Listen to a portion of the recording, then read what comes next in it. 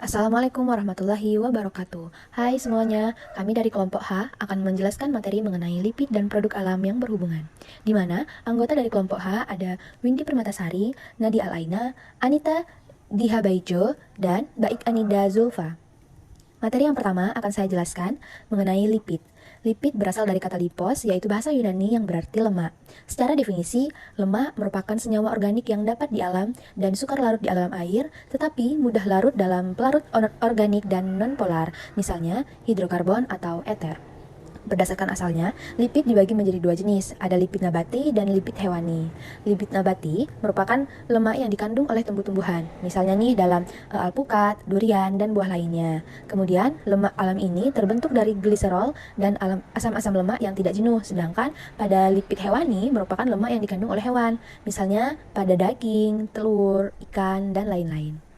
Untuk lipid minyak hewani dan lipid minyak nabati memiliki banyak perbedaan. Di antaranya yang pertama, lipid hewani ini mengandung kolesterol, sedangkan lipid nabati mengandung fitosterol. Kadar asam lemak tidak jenuh pada lipid nabati. Kemudian kadar lemak tidak jenuh dalam lipid hewani lebih kecil daripada lipid nabati. Lipid hewani cenderung membentuk padat pada suhu kamar, sedangkan lipid nabati cenderung membentuk.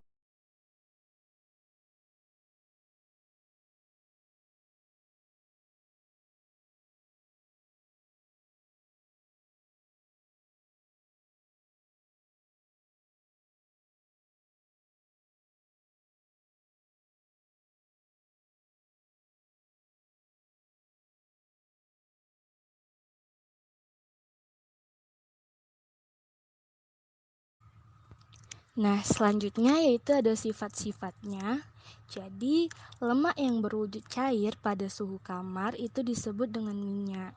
Nah, minyak ini pada dasarnya berasal dari tumbuhan seperti kelapa, jagung, zaitun yang diubah menjadi minyak dengan cara tertentu.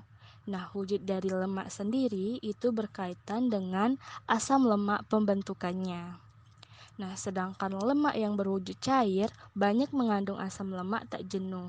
Contohnya itu ada asam oleat, Selanjutnya, asam struktur dari lipid berdasarkan linoleat. struktur kimianya. Nah, Berdasarkan lemak struktur padat kimianya, banyak lipid mengandung merupakan ester asam gliserida dengan jumlah atom lemak yang lebih dari jenuh. Itu 10 yang seperti terbentuk asam dari reaksi stearat esterifikasi dan antara asam asam lemak dengan aldehyat. gliserol. Nah, pada dasarnya Selanjutnya, asam lemak ester jenuh itu gliserida membentuk memiliki lemak dan titik minyak, cair sedangkan yang lebih tinggi struktur asam lemak dan daripada gliserol asam lemak pada jenuh. senyawa lipid Nah, sebagai berikut, di hidrolisis mana ada minyak atau asam lemaknya lemak itu strukturnya dengan cara RCOH mendidihkan minyak atau dan lemak dengan gliserol atau basa dengan kata tebat lain yang dengan nama yang lain menghasilkan garam, 1, asam 2, lemak, dan 3 gliserol bebas. propantriol. Nah, minyak atau lemak itu Selanjutnya, dapat mengalami struktur proses hidrolisis trigliserida. yang dapat Berdasarkan struktur menghasilkan asam trigliserida, lemak bebas. lipid ini dibagi menjadi Namun, dua. bila Ada lipid, ada teroksidasi lemak oleh dan minyak. udara di Lemak dan minyak sekitar, tergolong maka senyawa akan trigliserida menghasilkan atau senyawa aldehid, triasilgliserol yang keton, berarti memiliki maupun 3 asam gliserol. lemak yang lebih sederhana.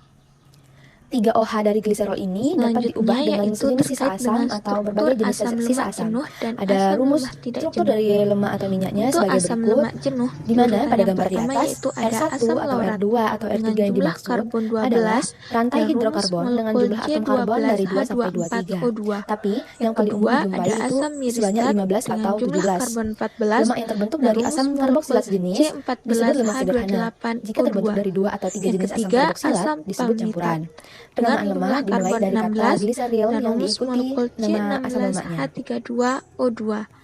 Dan yang keempat yaitu asam stearat dengan jumlah karbon 18 dan rumus molekul C18H36O2. Pada asam lemak tidak jenuh, urutan yang pertama yaitu asam oleat dengan jumlah karbon 18 dan rumus molekul C18H34O2.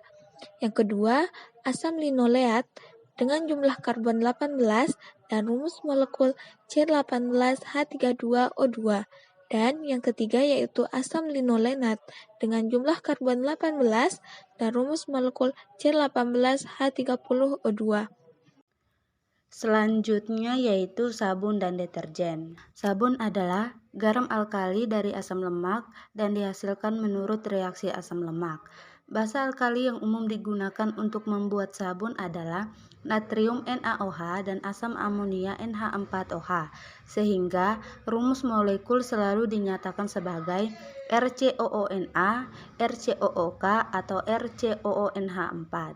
Sabun digunakan juga sebagai bahan pembersih kotoran, terutama kotoran yang bersifat sebagai lemak atau minyak, karena sabun dapat membersihkan lemak atau minyak.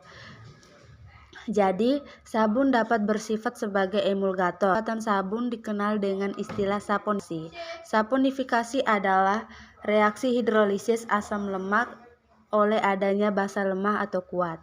Saponifikasi adalah reaksi yang terjadi ketika minyak atau lemak dicampur dengan alkali yang menghasilkan sabun dan gliserol. Berikut merupakan reaksi saponifikasi seperti yang terlihat pada slide. Deterjen. Kata deterjen berasal dari bahasa Latin detere yang berarti membersihkan. Deterjen sendiri diartikan sebagai bahan pencuci, sedangkan dalam kehidupan sehari-hari yang dimaksud dengan deterjen adalah deterjen sintesis selain sabun. Senyawa deterjen lebih mudah larut di dalam air jika dibandingkan dengan sabun dan tidak mengendap dalam air sada. Di samping kelebihan deterjen dibandingkan dengan sabun, ada kekurangannya yaitu gugus RSO3. Gugus RSO3 ini sukar diuraikan oleh bakteri. Dalam deterjen terkandung komponen utamanya yaitu surfaktan, baik bersifat kationik, anionik maupun non-ionik. Surfaktan yang terdapat dalam deterjen sangat susah diurai secara biologi, sehingga secara tidak langsung akan menimbulkan dampak terhadap lingkungan, yaitu perairan yang terkontaminasi oleh surfaktan akan dipenuhi oleh busa, menurunkan tegangan permukaan dari air, pemecahan kembali dari gumpalan koloid, pengemulsian lemak dan minyak, pemusnahan bakteri yang berguna, dan penyumbatan pada pori-pori media filtrasi.